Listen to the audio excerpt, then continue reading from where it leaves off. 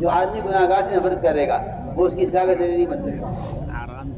اس کے لازم ہے کہ آپ گناہ سے نفرت کریں اور گناہگار سے محبت کریں. جیسا وہ بچہ جو پاخانے میں پڑا ہوا ہو تو ماں اس کے پاخانے سے نفرت کرے گی اور اس سے محبت کرے گی، اسے پاک کرے گی، صاف کرے گی، اسے پیار کرے گی، دودھ پلائے گی.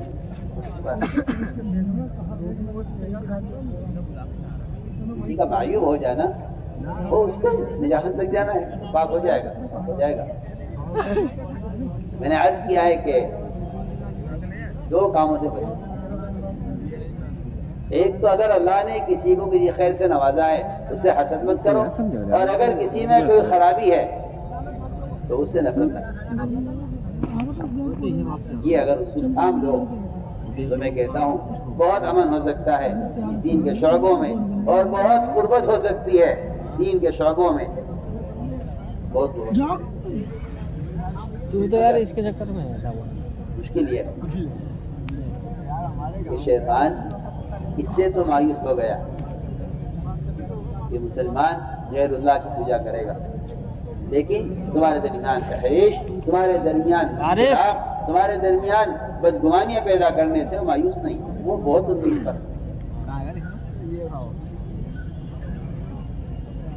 ایک بات حسد کرتے کیونکہ حسد کرنے والا اللہ تعالیٰ کی تقسیم سے اختلاف کرتا ہے، اس لیے اللہ تعالیٰ حاسد کو محروم کر دیتا ہے. ارے بہت اہم بات اگر کچھ سمجھے. حاسد کی نیکیوں کے ضائع ہونے کا جو سبب ہے وہ اللہ کی تقسیم سے اختلاف کرنا ہے. حسد کا مفہوم یہ کہ اللہ نے اس کو یہ چیز کیوں دی. یہ کہتے ہیں کہ کوئی آدمی اگر حسد کی بیماری میں مبتلا ہے تو اس کا علاج یہ ہے کہ وہ جس سے حسد کرتا ہے اس دو کام کر لے. اس میں ایک تو مجمع میں اس کی تعریف کیا کرے، اور ایک تنہائی میں اس کی نعمت کو باقی رکھنے کے لیے دعا کیا کرے. میری بات ہو رہا اس کی نعمت کی بقا کی دعا کرے تنہائی میں، اور مجمع میں اس کے عمل کی تعریف کر دے. چند دن میں اس کے اندر سے حسد کی بیماری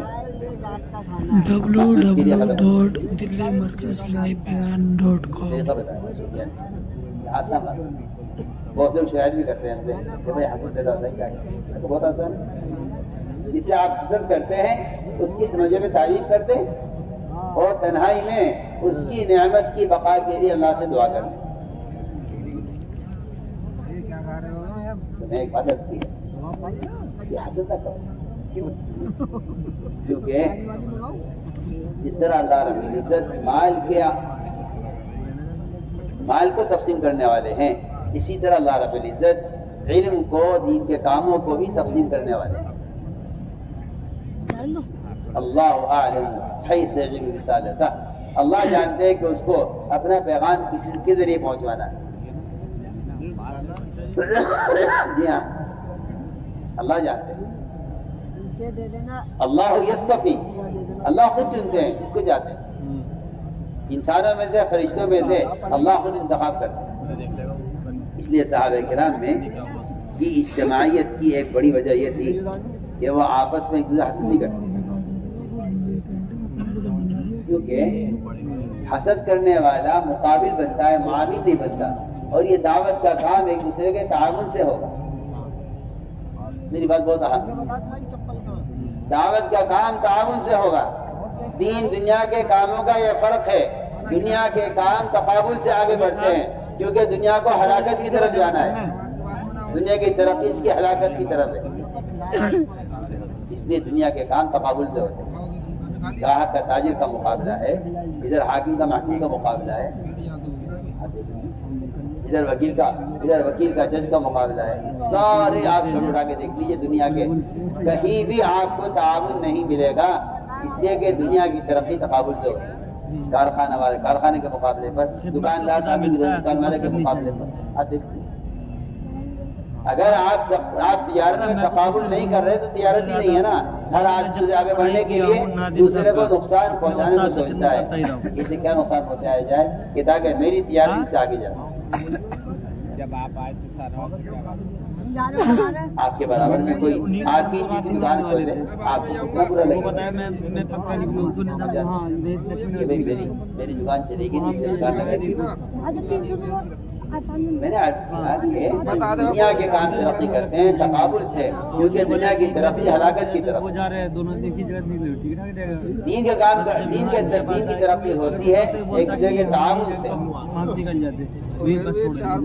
فرمایا قرآن نے ولا تعاونوا علی الاثم والعدوان کہ برائی پر اور جو ہے ناحق کسی کا تعاون مت کرو. گناہ پر تعاون کرو, حق پر تعاون کرو اور نیکی پر تعاون کرو. صحابہ کرام کا معمول یہ تھا کہ جب وہ کسی کے اندر کوئی خصلت دیکھتے تھے تو اس کے ساتھ رہنے کی کوشش کرتے تھے. ہماری مشکل یہ ہے کہ اگر کسی میں کوئی خیر ہے تو ہم یہ چاہتے ہیں کہ یہ خیر کسی طرح چیزیں ختم ہو. میں آپ کو واقعہ سنا کہ صحابہ کی اجتماعی اس طرح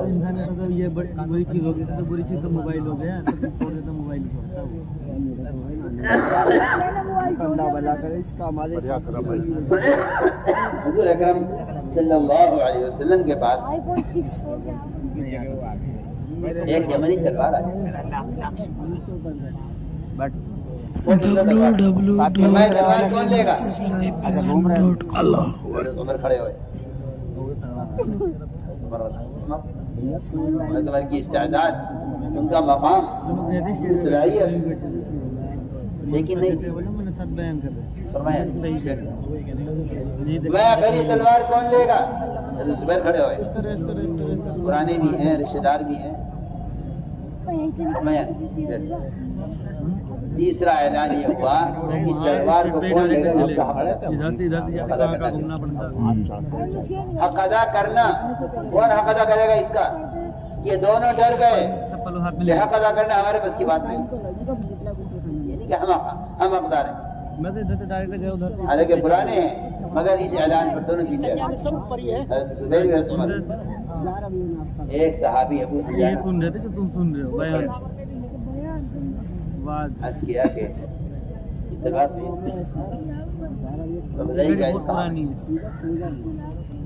آپ نے فرمایا کہ تلوار کا حق یہ ہے کہ دشمن سے چکے گی نہیں اور مسلم کو چھوئے گی.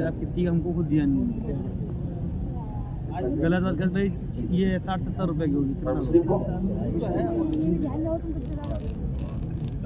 یہ بھائی 17-18 سال جب تلوار ابو دجانہ کو دی بڈے مناتے حالانکہ بڑے موجود تھے پرانے تھے تو ابو دجانہ تلوار لے کر نکلے. حضرت زبیر رضی اللہ تعالیٰ عنہ ان کے پیچھے پیچھے گئے کہ آخر کیا بات ہے کہ ہمارے ہوتے ہوئے تلوار کو دی. تلواروں کے کام دیکھا میدان میں اترے. میں بہت اہم بات عرض کر رہا ہوں. کسی بات کے سمجھ میں نہ آنے کا تقاضا یہ نہیں ہوتا کہ آدمی کام کرنے سے پیچھے بلکہ جو کام کر رہے ہیں ان کے ساتھ جڑ کر کام کو دیکھا جائے. 9:30 بجے تو اذان ہوگی. جب زبیر رضی اللہ تعالیٰ تلوار لے کر حضرت ابو دجانہ تلوار لے کر چلے تو زبیر ناراض ہو کر نہیں بیٹھ گئے گھر میں. میں جہاں رہتا ہوں 10:30 بجے جماعت زبیر رضی اللہ تعالیٰ ابو دجانہ کے پیچھے پیچھے میدان میں کام لے کر کہنے لگے اللہ و رسولہ اعلم. اللہ جانتا اللہ کرتے کس سے کیا کام لینا.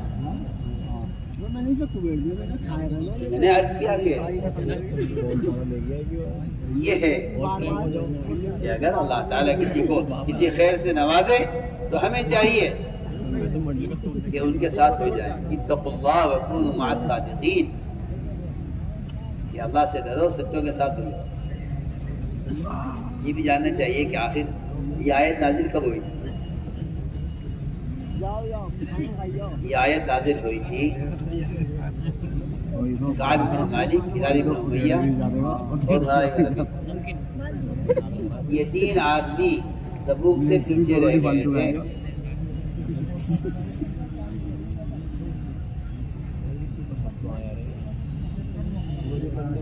ان کا پورا قصہ آپ پڑھیے قرآن ثم تاب علیہم لیتوبوا ان اللہ هو التواب الرحیم. ہارمونز سو رہے ہیں اس کے بعد یا ایھا الذین آمنوا اتقوا اللہ وکونوا مع الصادقین. تو ہارمون معلوم ہوتا ہے کہ کام میں آگے بڑھنے والے اور تقاضوں پر چلنے والے یہ ہیں صادقین.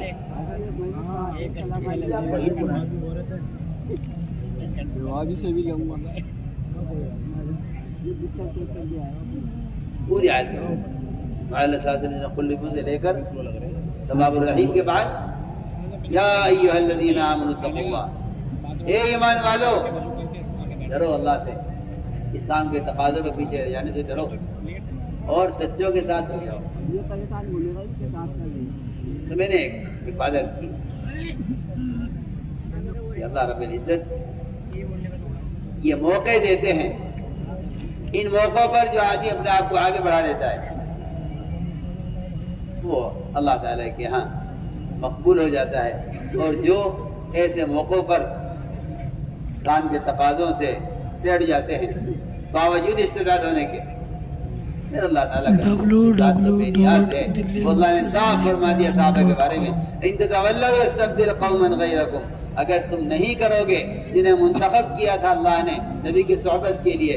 اللہ تعالیٰ کا نظام یہ ہے کہ ان پر بھی کام موقوف نہیں ہے جو اللہ کے منتخب کیے ہوئے ہیں نبی کی صحبت کے لیے اور نصرت کے لیے. اگر وہ نہیں کریں گے تو اللہ انہیں لے جائیں گے اور دوسروں کو لائیں گے. اور صاف فرما دیا ثم لا يكونوا امثالكم، کہ وہ تمہارے جیسے نکلنے بھی نہیں ہوں گے. یہ ترجمہ کیا ہوا؟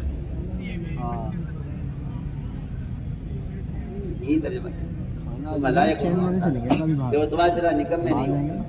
اگر تم نکمے بنے تو اللہ سے ہٹائیں گے اور دوسری قوم کو لائیں گے جو کام کو کام بنا کر کام تو اللہ کی ذات کے ساتھ، اللہ کی ذات کی طرح مستغنی ہے. محتاج ہم ہیں، محتاج ہم ہیں، اللہ کی ذات مستغنی. اس لیے میرے بزرگ دوست عزیزو یہ تو مزاج ہے، یہ صفات ہیں، اور ان کو اپنے اندر پیدا کرنے کے لیے یہ میدان ہے. یہ مزاج یہ میدان ہے محنت کا. اس لیے حضور اکرم صلی اللہ علیہ وسلم نے اپنے ہر امتی کو اس مزاج پر ڈھالا تھا.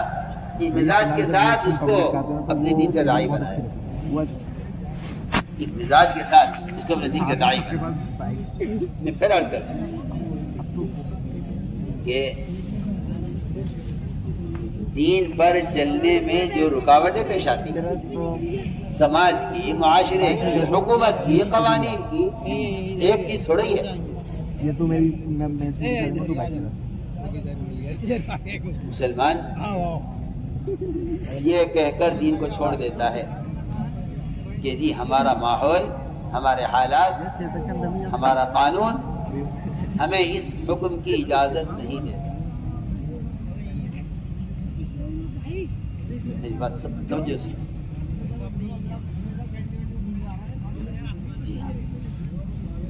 ہمیں قانونی اجازت نہیں دیتا، ہم کیا کریں؟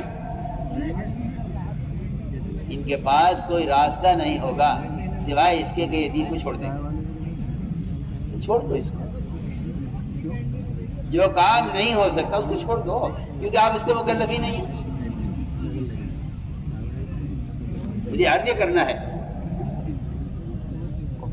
کہ اسلام کے خلاف قوانین آج کی کوئی نئی بات نہیں ہے، بلکہ محمد صلی اللہ علیہ وسلم کی بعثت سے، محمد صلی اللہ علیہ وسلم کی بعثت سے ہی دین میں رکاوٹیں پیدا ہو گئی.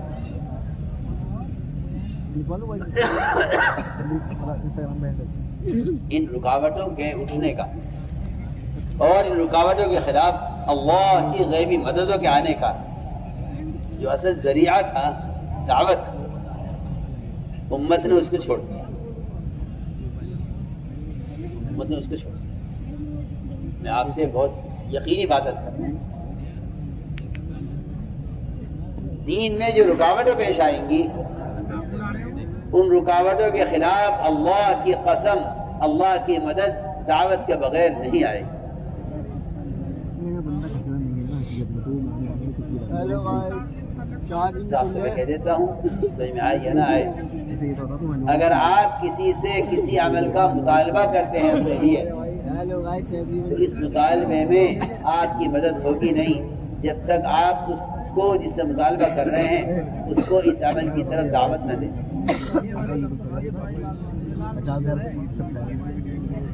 میں چھوٹا سا قصہ آپ کو سنا تاکہ آپ کو سمجھ میں آئے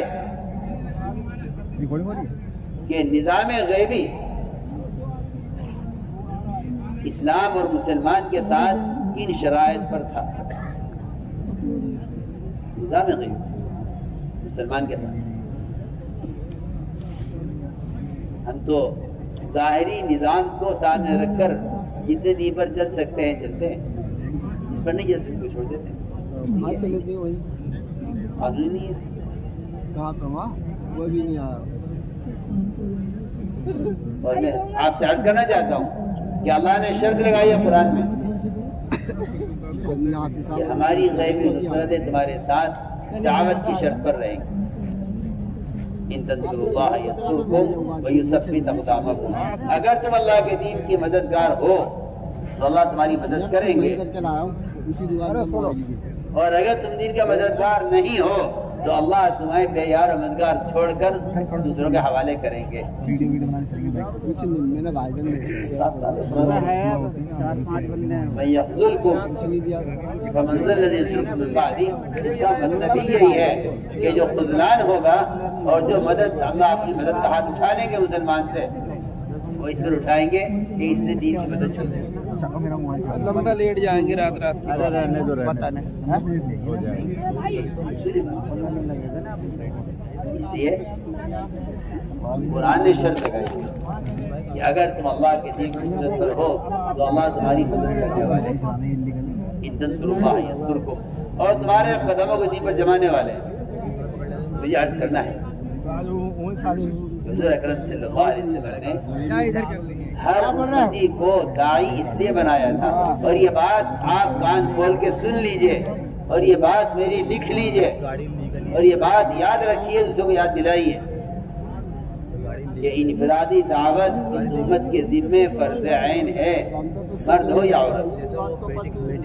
وہاں جانے کی بڑی اولاد کی دنیا مرد ہو یا کیوں ہے دو وجہ سے. ایک وجہ تو یہ ہے کہ ہر فرد کا اپنے دین پر قائم رہنا اپنے دین کی دعوت سے ممکن ہے, کیونکہ دعوت سب سے بڑی دفاعی قوت ہے مسلمان کے پاس اپنے دین کی طرف سے. دوسری بات یہ ہے کہ ایمان کا کمال اور ایمان کی پختگی اور اپنے دین کی پختگی وہ قرآن نے دعوت کے ساتھ جوڑ کر صاف کر دیا ہے کہ اگر تم دین کی دعوت پر ہو تو پھر تمہارا دین سب سے پختہ اور اچھا ہو. قرآن کی آیت پڑھیے ومن احسن قولا ممن دعا الی اللہ وعمل صالحا. جو دعوت عبادت کو جمع کر لے گا وہ اپنے آپ کو مسلمان عمل سے مسلمان ثابت کرنے کی جرات رکھے گا. وقال اننی من المسلمین, کہ میں مسلمان ہوں, میں آپ کے کسی طریقے اختیار نہیں کر سکتا, نہ شادی میں, نہ بیاہ میں, نہ لباس میں, نہ شکل میں, نہ کسی بھی چیز میں, نہ کاروبار میں, نہ معاملات میں, نہ سود میں, نہ جھوٹ میں, کہیں میں بھی میں آپ کی اسکیم اور آپ کا قانون قبول نہیں کر سکتا کیونکہ میں مسلمان ہوں. مسلمان تو مغلوب اور مجبور اس لیے ہوا کہ اس نے اننی من المسلمین کو کہنے کی جرأت دعوت عبادت کو جمع نہ کر کے ختم کر دی. قرآن یہ کہہ رہا ہے اننی مسلمین کہنے کا حق اس کو ہے. آپ کہتے ہیں نا اپنے آپ کو مسلمان, یہ قومیت کا اسلام ہے, یہ ملک کا اسلام ہے, یہ آپ کے نام کا اسلام ہے, یہ آپ کے وطن کا اسلام ہے. کچھ کہہ رہا ہوں, یہ حقیقت کا اسلام نہیں. حقیقت اسلام یہ ہوتا ہے, حقیقت کا اسلام یہ ہوتا ہے کہ اگر قانون آپ کو ایک سنت سے روکتا ہے تو آپ کہیں گے میں مسلمان ہوں. یہ مطلب اسلام ادائے فرائض تک نہیں ہے، اسلام اتباع سنت کو کہتے ہیں۔ اسلام کسے کہتے ہیں؟ اتباع سنت کو۔ یہ جرأت، یہ ہمت اس لیے ختم ہو گئی مسلمان کے اندر سے کہ اسے بھی دین کی دعوت کو چھوڑ دیا۔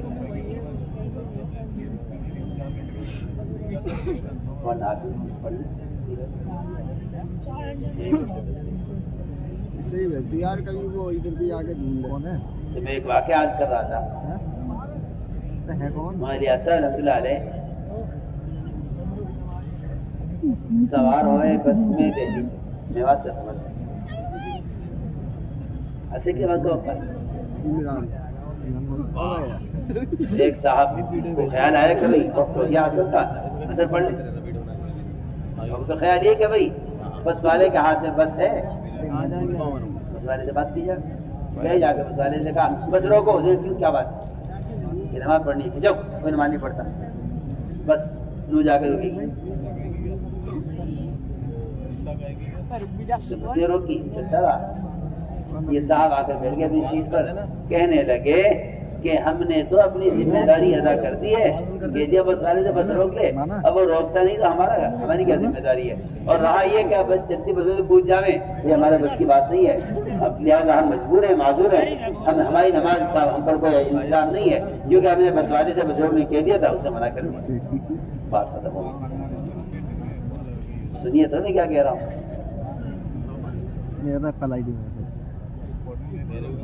جن کے ہاتھ میں نظام ہے، آپ جتنی خوشامد ان کی کر رہے ہیں، اس سے مسئلہ حل ہونے والا نہیں ہے۔ جن پر یہ دین، جن کو اس دین کا مکلف کیا گیا ہے، آپ اگر ان کی خوشامد کر لیں اور ان کو دین پر لے آویں تو میں کہتا ہوں کہ اللہ تعالیٰ ساری مددیں ان رکاوٹوں کے خلاف نازل کر کے ساری رکاوٹوں کو یا تو معاون بنا دیں گے یا راستے سے ہٹا دیں گے۔ اس سے دو بات اس کی جگہ لی ہو تو نہیں لگ گیا۔ یہ بات تو وجہ سوال اس کا نہیں ہے یہ بس والے کے ہاتھ میں، سوال اس کا ہے کہ آپ نے اس بس کو روکنے کے لیے کیا کوئی ایسا عمل کیا ہے کہ جس سے اللہ تعالیٰ اس بس کو تابع کرے؟ ایسا کا بالکل ہے، کوئی دعوت جماعت کو جمع کر لے گا، اللہ اس کے نظام کائنات کو مسخر کر دیں گے۔ آپ تو بس کی بات کر رہے ہیں، یوشع بن نون نے تو سورج کو روکا ہے، ہمیں اثر پڑنی ہے سورج کو روکا جائے، سوچیے۔ آپ تو کہہ رہے ہیں بس ہم ہی روک سکتے، بس پر ہمارا بس نہیں چلتا، ہم مکلف نہیں ہیں نماز کے، کیونکہ ہم نے بس والے سے کہہ دیا اسے روکی نہیں، ہم مکلف نہیں ہیں۔ سوچیے تو صحیح، وہاں دشمن کی تلواروں کے نیچے یوشع بن نون کی جماعت کہہ رہی ہے کہ اللہ عصر کی نماز ہمیں پڑھنی ہے، دشمن کا خطرہ ہے، ہم عصر پڑھنا چاہتے ہیں، لہذا سورج سے کہہ دیا اللہم احبسھا، اے اللہ سے روک دے یہاں جب تک ہم فتح نہ حاصل کر لیں، دشمن پر غلبہ حاصل نہ ہو جائے، ہم اس جنگ سے فارغ نہ ہو جائیں اور عصر کی نماز کے لیے وضو کر کے تیاری کر کے عصر نہ پڑھ لیں، سورج ہلنا نہیں چاہیے اپنی جگہ سے۔ سورج صاحب یہ جب چھوٹی سی جماعت عصر پڑھ لے گی تب سورج حرکت میں آئے، سوچئے نا۔ میں کہنا چاہتا ہوں مشکل یہ ہے کہ اس زمانے کے مسلمانوں نے ان واقعات کو گزری ہوئی تاریخ سمجھا ہے، قیامت تک کے لیے مدد کے ضابطے نہیں سمجھا۔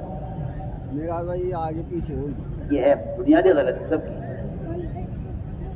یہ بنیادی غلطی ہے سب کی۔ ابھی آ رہے ہو کیا؟ جو نبیوں کے زمانے میں نبیوں کے لیے ہو گیا، جو صحابہ کے زمانے میں صحابہ کے لیے ہو گیا۔ ابھی میں امت اپنے آپ کو یعنی کیا عرض کروں کہ ناکارہ اور ان ساری غیر مددوں سے مایوس سمجھ کر فوٹو بھیج رہا ہوں، اسے دیکھ کے آ وہ جانا، اب ٹھیک ہے؟ کیا میں عرض کروں، شرم کی بات ہے۔ اب غیروں کی خوشامد پر آئی ہے کہ ہمیں ہمارے دین پر چلنے دو۔ میں نے بھی کہہ دیا آپ کیا کر رہے ہیں؟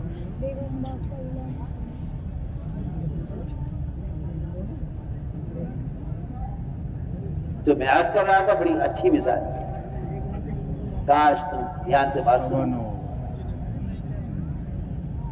حضرت نے فرمایا ان صاحب سے بھائی اثر، جی میں گیا تھا ڈرائیور کے پاس، اس نے تو بس روکنے سے انکار کر دیا، منع کر رہا ہے۔ حضرت نے فرمایا کہ تمہاری پہلی غلطی تو یہ ہے کہ تم بس والے کے پاس کیوں گئے؟ کیا تم نے بس والے سے بات کرنے سے پہلے سارے جتنے بھی بس کے اندر مسافر ہیں ان سب کو تم نے نماز کی اہمیت، نماز کی دعوت دے دی تھی؟ جب تمہیں صرف اپنی نماز کا فکر ہے، دوسرے کی نماز کا فکر نہیں ہے، تو اللہ تمہاری مدد کیوں کر دیں گے؟ اللہ جو مدد کریں گے تمہاری نماز پر نہیں کریں گے، تمہارے نماز کی دعوت دینے پر مدد کریں گے۔ جی ہاں، تنصر اللہ کا مطلب یہ نہیں ہے کہ اگر آپ نماز پڑھتے ہیں، آپ تلاوت کرتے ہیں، آپ ذکر کرتے ہیں، یہ دین کی نصرت نہیں، ہمارے ایسا کا ملفوظ ہے۔ ذاتی طور سے دین پر چلنا والا دین کا مددگار نہیں ہے، چاہے کتنا بڑا دیندار کیوں نہ ہو۔ جو حالی مزاج دین پر چل رہا ہے وہ دیندار ہے، دین کا مددگار نہیں۔ فرمایا تم دین کے مددگار ہوتے اگر تم بس میں سب کو نماز کی دعوت دے دیتے۔ فرمایا حضرت نے جو جس کے پاس بیٹھا ہے برابر والے سے نام پوچھے، سلام کرے اور ان کو نماز کی اہمیت بتائے۔ ادھر بات شروع ہوئی، ادھر اللہ کی شان نہیں، بس اچھی خاصی چلتے چلتے سامنے پانی کا چشمہ تھا، بس آ کر رک گئی وہاں۔ لاکھ کوشش کر لی بس والے نے، بس اسٹارٹ نہ ہو کے دی۔ وہ غیر مسلم کہتا ہے جب تم پہلے آئے تھے میرے پاس تو مجھے لگتا تھا کہ یہ میری بس نہیں روک سکتے، مگر جب تم نے آپس میں باتیں شروع کی مجھے ڈر لگتا تھا کیا اس بس کو اوپر والا ہی روکے گا۔ کہہ رہا میری بس میں کوئی خرابی نہیں ہے، میری بس میں کوئی خرابی نہیں۔ ساتھی اترے، وضو کیا، اطمینان سے نماز ادا کی، جب تک بس میں بیٹھ نہیں گئے بس چلی نہیں۔ یہ تو معمولی بات ہے، معمولی بات۔ اگر خیر امت نہ ہو کر ایک جماعت سوچ کر ہو سکتی ہے تو افضل امت کیا بس کو نہیں ہو سکتی؟ پتی بھی ختم ہو گئی۔ ہم آپ سے کچھ کہنا چاہتے ہیں، آپ ابھی تبلیغ کو سمجھے نہیں۔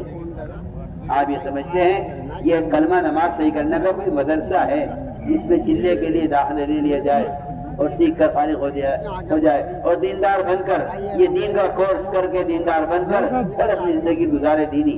میں سمجھتا ہوں کہ اس کام کو نہ جاننے کی وجہ ہے۔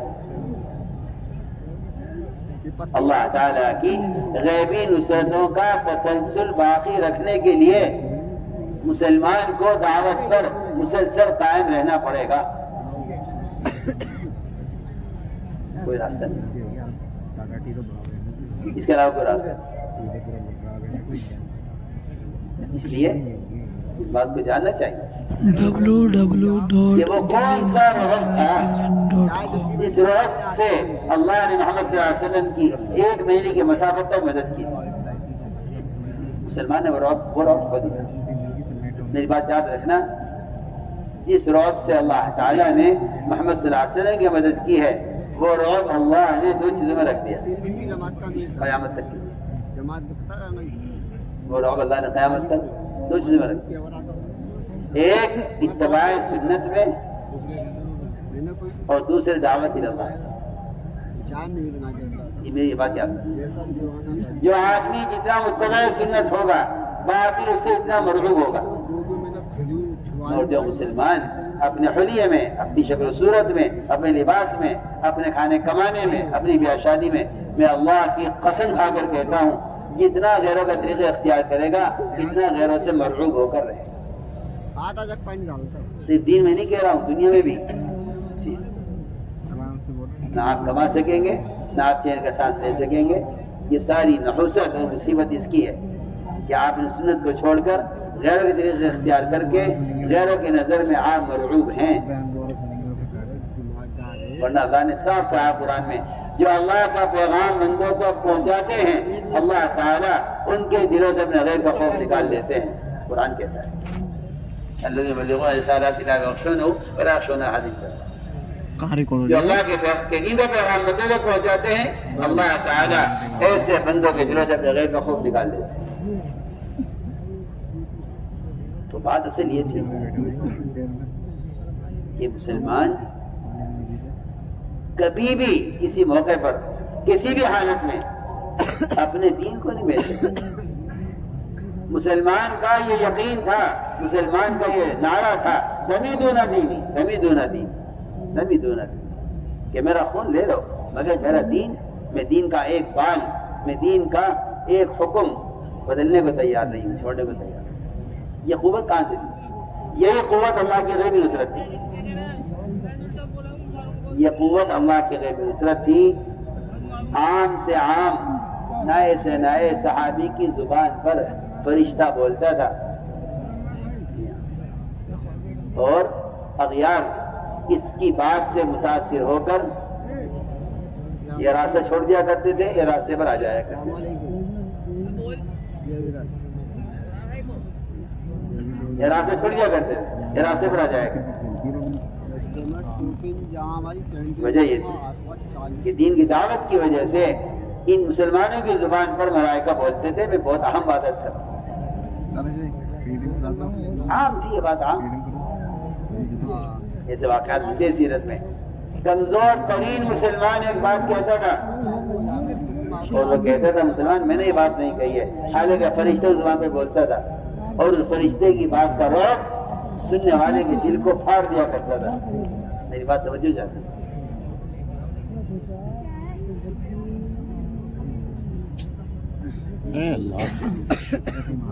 اس رعب، یہ رعب اس وقت تک رہا جب تک امت مسلمہ دعوت اللہ پر مجتمع رہی۔ جب لوگوں نے اپنی غلطی سے اور اپنی حماقت سے یہ سوچ لیا کہ دعوت کوئی فرض عین نہیں ہے، فرض کفایہ ہے، تو میں کہتا ہوں اس کو فرض کفایہ بنانا ہی ارتداد کا دروازہ کھولنا ہے۔ ارتداد امت میں آیا اسی ارتداد امت میں آیا اسی لیے کہ انفرادی دعوت کو فرض کفایہ سمجھ لیا، ورنہ ہر آدمی کے اپنے دین پر ثابت قدم رہنے کے لیے اس کے پاس صرف دعوت کا ایک ہتھیار تھا۔ میں کہتا ہوں اس سے بڑی کوئی ڈھال نہیں، اور اس سے بڑی کوئی دفاعی طاقت نہیں۔ آپ غور کیجئے نا، ایک فرد واحد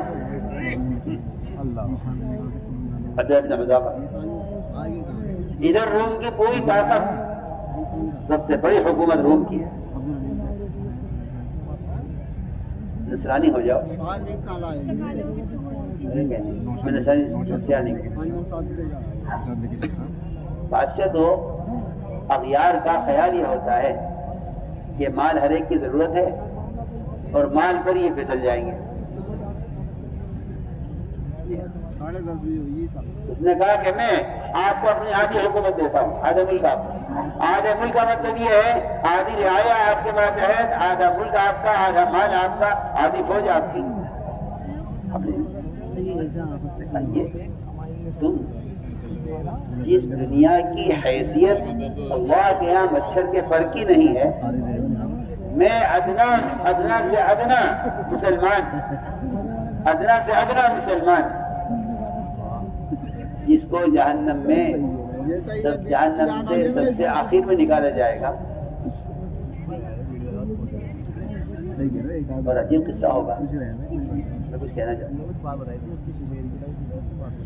وہ جہنم سے نکالا جائے گا اور جہنم کے قریب سے بٹھا دیا جائے گا۔ وہ کہے گا اے اللہ تو نے مجھ پر احسان کیا، جہنم سے نکال دیا، بس میری اتنی درخواست ہے کہ میرا چہرہ جہنم سے پھیر، اس کی گرمی، اس کا عذاب کا یہ منظر مجھے دیکھا دیا۔